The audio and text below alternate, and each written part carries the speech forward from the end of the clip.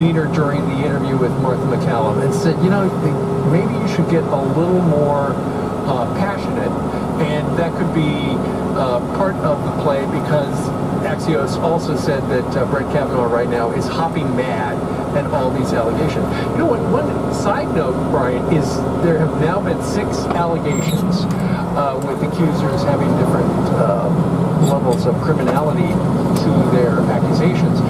Some have suggested that Republicans could actually be behind a couple of them to make it look like there are so many accusations you can't possibly take them seriously. Here is Jim Vandehei on what you just brought up, the White House, and I think I asked Kellyanne Conway this too this morning. Cut 40. I'll tell you what the mood inside the White House is. Like, they're pretty nervous about this. They feel, a lot of White House officials watched his performance on Fox, and they thought it was pretty robotic, unnerving to them. And then they've been involved in a lot of these prep sessions behind the scenes, and they've not been terribly impressed. So there's some nervousness that he goes into this hearing and he looks stiff, he looks awkward, he looks defensive. And if that were the case, he is toast. The president is standing behind him, I think largely because he feels a kindred spirit in spirit with him, because he also has been accused in the past. But he'll cut him loose if he thinks he needs to cut him loose. Here's the thing. After they vote, if they do vote tomorrow, then it's just politics. Whose side is going to be more motivated going into the midterm elections? Will it be the Republicans, who feel that this was a partisan hit job, con job in the president's words, or will the Democrats be energized to make sure that somebody else doesn't get through and they can stop with a large majority in 1 or 2 of the houses? So that's the Brian Fallon strategy. First, stop Kavanaugh, and then take the Senate and stop the president from filling that seat with a right-winger. Yeah, but here's the thing. If that were the case, and let's say in the midterms the president's party loses 1 or 2 houses of the Congress, for the next 2 years, Donald Trump will be saying, look, I tried to get a lot of great things done, and we did during my first 2 years when we had Republicans in power in the House and the Senate, but then the Democrats got control. We didn't do anything, and then in 2020 his pitch is going to be, make Congress great again, vote Republican. Yeah, well, it's going to be a long 2 years, and the bottom line is, as you focus on the president's fortunes, you wonder what's happening with our country.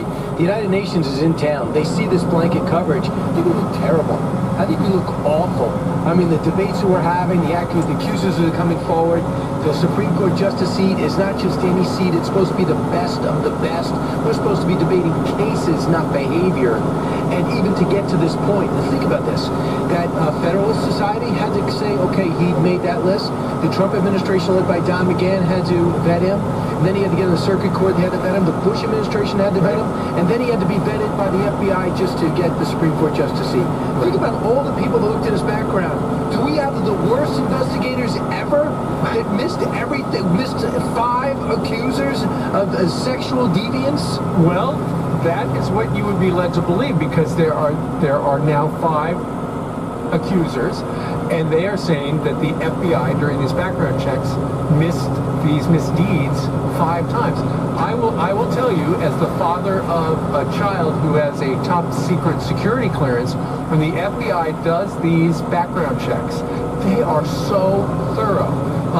They go back every step in your life, and they talk to the people you knew, then they talk to the people knew, and then they talk to more people the people knew, so that if there is one tangential nugget of something they need to get into during these very thorough interrogations, really, they're gonna hear about it. They're gonna go after it. So for them to go back into Kavanaugh's life, and they go back to high school easily each and every time. You know, did they smoke pot?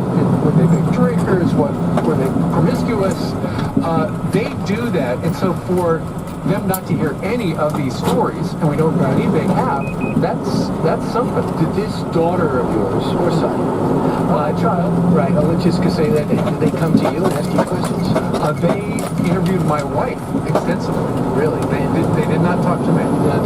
Did your wife ever talk to you about this? She generally told me that it was very thorough. And it was better not for you not to come. The interview was several hours. Oh, actually, they did 3 interviews with my wife.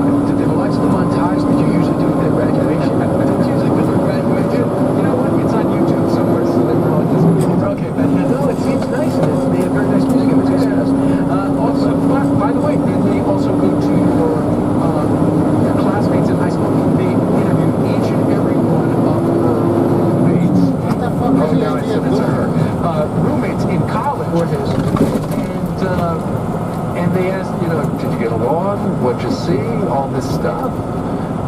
Very thorough. So for nothing to come up from the Kavanaugh background checks is really something. So Michael Avenatti drops this story.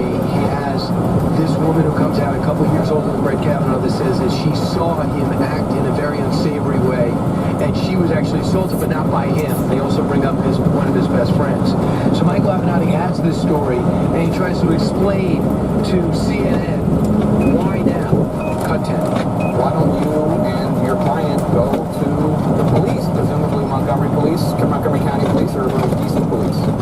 Well, we are certainly considering that case as of this moment. But look, this is a distraction by counsel for Mr. Kavanaugh. So your client would be willing to testify publicly about her charges before the Yes, absolutely. But we believe first investigating. Correct. Full FBI investigation. I would point out that you haven't committed to taking these allegations to local law enforcement, which seems like a reasonable thing to do. As far as I know, I'm under the impression that there is no statute of limitation for rape in Montgomery County, Maryland. So that is something you could do. But she is not alleging he raped her. She is simply saying, But she said she was raped, right? but at a party that he was attending. Yes. That's it. So if they're gonna, Isn't that the first thing? I was just raped and I'm traumatized and I want to get the word out about it. And I went there 9 more times. well, and Jake Tapper did a good job there trying to say, well, why didn't you take these allegations to the cops? Well, we might. We had Lindsey Graham on our show earlier today, and Brian, I'm sure you remember, he said that apparently Mr. Avenatti's client would not speak to the Judiciary Committee investigators, the lawyers, to get sworn testimony, and instead simply submitted a statement. So my hope is this, and maybe it's hope against hope. Whatever happens over the next 7 to 9 hours with this testimony, that it's done. That at the end there's a vote Friday in committee, and then they bring it to the floor, or Kavanaugh says, I did it, all 5 people are 100% right, and I have video of the party that this other woman, Sedgwick, had brought up before. Here's Lindsey Graham, though, about the process. Cut 16.